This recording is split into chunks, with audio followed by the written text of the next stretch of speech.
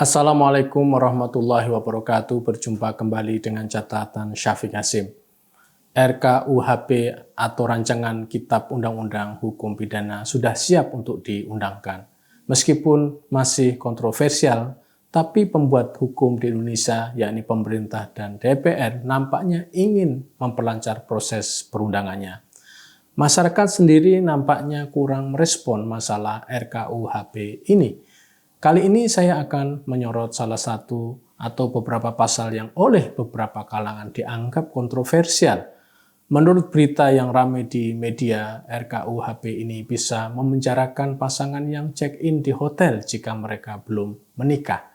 Tanda menikah adalah surat menikah, dan banyak pasangan yang sudah menikah, namun ketika mereka pergi ke luar kota dan menginap di hotel, banyak yang tidak membawa surat menikah.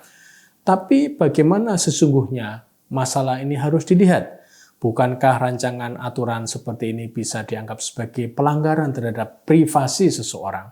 Bukankah ini juga bisa dianggap sebagai upaya negara untuk mengontrol rakyatnya sampai pada hal-hal yang seharusnya menjadi urusan pribadi seseorang? Ketika masalah ini mencuat, pihak pemerintah sendiri membenarkan jika rancangan seperti itu memang ada. Menurut Albert Aris, juru bicara tim sosialisasi RKUHP, banyak pihak termasuk Asosiasi Pengusaha Indonesia yang kurang memahami masalah ini secara utuh. Albert mengatakan pengaturan tindak pidana perzinahan pasal 415 dan hidup bersama sebagai suami istri di luar perkawinan atau kohabitasi pasal 416 dimaksudkan untuk menghormati dan melindungi lembaga perkawinan yang diatur sebagai delik aduan atau Klasdelikten di RKUHP. Dan rancangan ini sifatnya delik aduan. Siapa yang berhak mengadukan? Suami istri bagi mereka yang terikat perkawinan dan orang tua anak bagi mereka yang tidak terikat perkawinan. Dengan kata lain, jika mereka tidak mengadukan, maka itu tidak terjadi apa-apa. Menurut Aris, hal ini semua dirancangkan untuk menghormati lembaga perkawinan. Nampaknya hal ini didasarkan pada logika bahwa perzinahan atau hidup bersama tanpa menikah itu perilaku yang bisa meruntuhkan lembaga perkawinan, karenanya keduanya harus dilarang secara publik. Posisi pemerintah dalam konteks ini jelas, yakni tidak bisa membiarkan tindakan yang merusak lembaga pernikahan. Tapi jika kita pelajari sesungguhnya, faktor yang mendegradasi nilai perkawinan itu banyak. Tidak hanya check-in di hotel bagi pasangan yang belum menikah atau hidup bersama tanpa menikah, namun masih banyak yang lain. Katakanlah, apakah seseorang yang sudah memiliki pasangan resmi, lalu si suami ingin menikah lagi, itu tidak bisa dianggap sebagai tindakan yang merendahkan martabat pernikahan.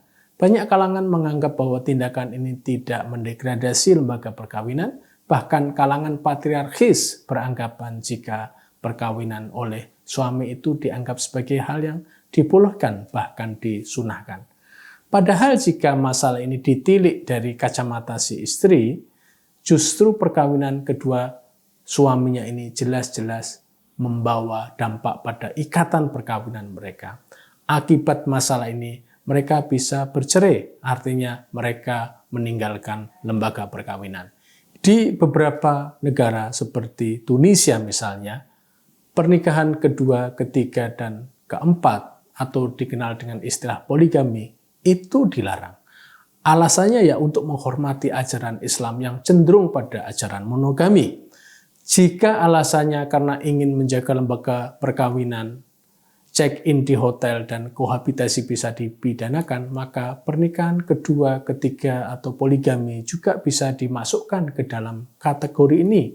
Karena poligami menurut sebagian kalangan, terutama kalangan korban, juga bisa dianggap sebagai hal yang merusak lembaga perkawinan. Masalah ini memang rumit dan konteks Indonesia sebagai negara yang menghormati nilai-nilai agama menjadikan aturan atau undang-undang juga harus mempertimbangkan masalah moral keagamaan. Dalam konteks Islam, sebagian besar pandangan ulama setuju jika poligami itu bukan tindakan yang dilarang.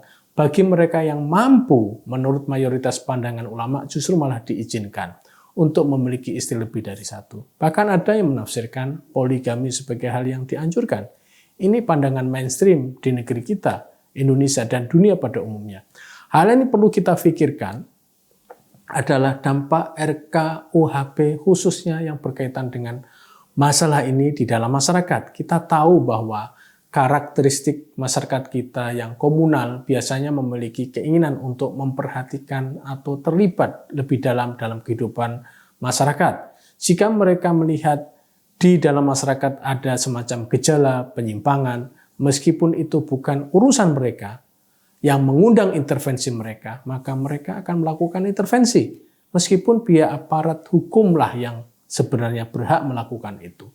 Selama ini kita tahu bahwa ormas-ormas keagamaan sangat ingin melakukan penegakan amar ma'ruf nahi mungkar. Front Pembela Islam misalnya dulu sering melakukan sweeping tempat-tempat yang dianggap sebagai sarang maksiat. Sasaran mereka adalah komplek prostitusi, kemudian diskotik, dan juga hotel-hotel yang diduga menjadi tempat esek-esek.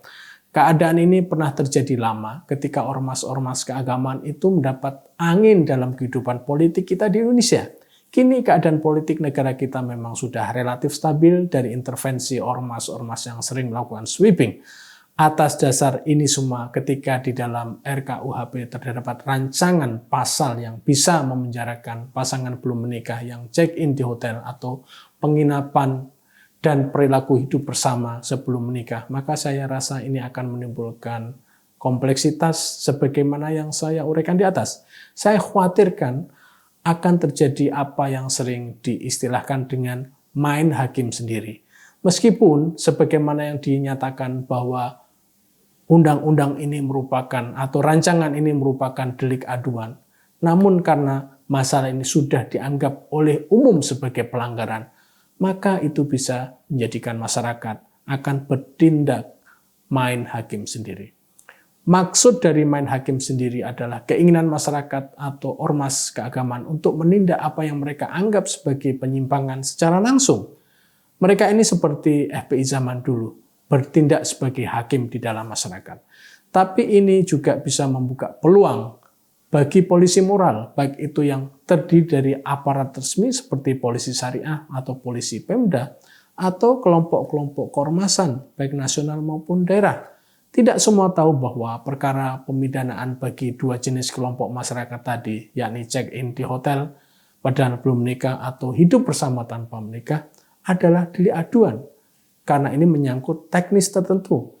Tapi begitu RKUHP diresmikan menjadi KUHP dan di dalamnya ada pasal pengaturan seperti yang saya gambarkan di atas, maka semua pihak tahu akan itu.